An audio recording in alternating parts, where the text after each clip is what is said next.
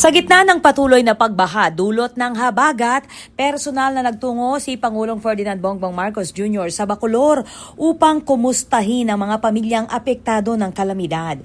Sinuri ng Pangulo ang kalagayan ng 65 pamilya mula sa Barangay Tinahero at Talba na pansamantalang nasa Bacolor Mini Convention Center.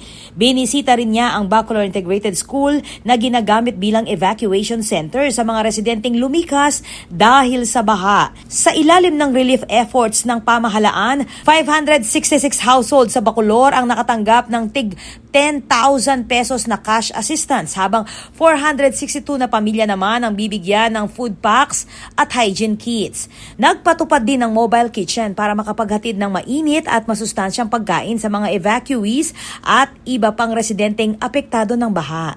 Kasama ng Pangulo sa pagbisita sina DSWD Secretary Rex Gatchalian, DPWH Secretary Vince Dizon, DSWD Regional Director Venus Rebuldela, Vice Governor Dennis Delta Pineda, Bacolor Mayor Di Mandato at Vice Mayor Ron Dungca.